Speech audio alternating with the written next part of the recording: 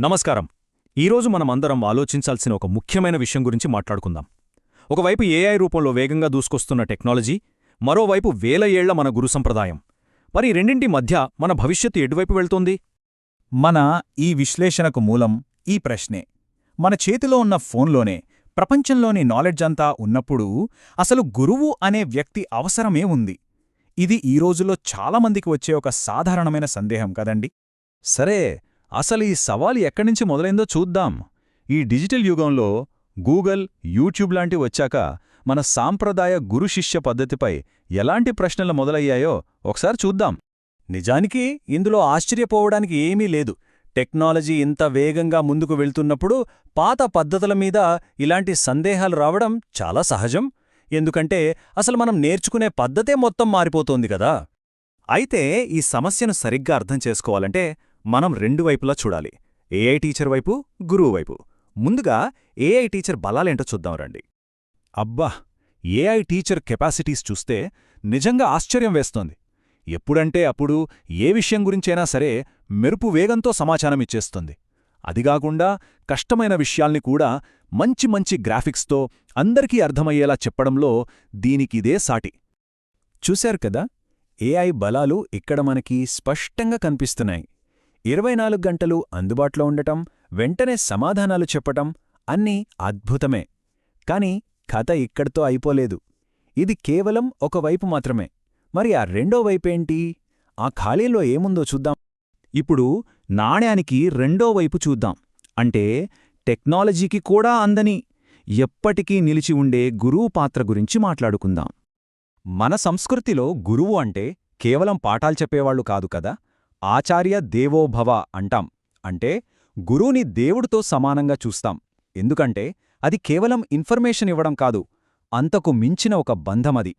ఇప్పుడు చూడండి, ఆ ఖాళీలన్నీ ఎలా నిండిపోయాయో. ఇక్కడే మనకు అసలు విషయం అర్థమవుతుంది. ఎమోషనల్ కనెక్షన్, నైతిక విలువలు, పర్సనల్ గైడెన్స్ ఇవన్నీ ఏఐ ఎప్పటికీ ఇవ్వలేనివి. కేవలం ఒక గురువు మాత్రమే ఇవ్వగలరు. అవును, ఒక గురువు కేవలం టీచర్ కాదు, ఆయన ఒక రోల్ మోడల్. మనలో దాగున్న టాలెంట్ను బయటకు తీస్తారు. మనకి తెలియకుండానే మనలో నిజాయితీ, ప్రేమ, కరుణలాంటి మంచి విలువలు నాటుతారు. వాళ్ళిచ్చే మోటివేషన్, వాళ్ళు నేర్పే క్రమశిక్షణ అదంతా వారి అనుభవంతో, ప్రేమతో వస్తుంది. ఇది ఏ అల్గారిథం చేయలేని పని. అంటే ఇక్కడ మనం అర్థం చేసుకోవాల్సిన కీలకమైన విషయమేంటంటే, గురువు పని కేవలం సిలబస్ పూర్తి చేయడంతో అయిపోదు. ఒక మనిషి క్యారెక్టర్ను, వాళ్ల పర్సనాలిటీని తీర్చిదిద్దడంలో వాళ్ల పాత్ర చాలా పెద్దది. సరే, మరి ఈ రెండింటిలో ఏది కరెక్ట్? ఏఐ టీచరా లేక మన గురువా? ఒక నిమిషం. బహుశా మనం అడుగుతున్న ప్రశ్నే తప్పేమో. ఇది ఒకరితో ఒకరికి పోటీ కాదు. ఇద్దరూ కలిసి పనిచేస్తే ఎలా ఉంటుంది?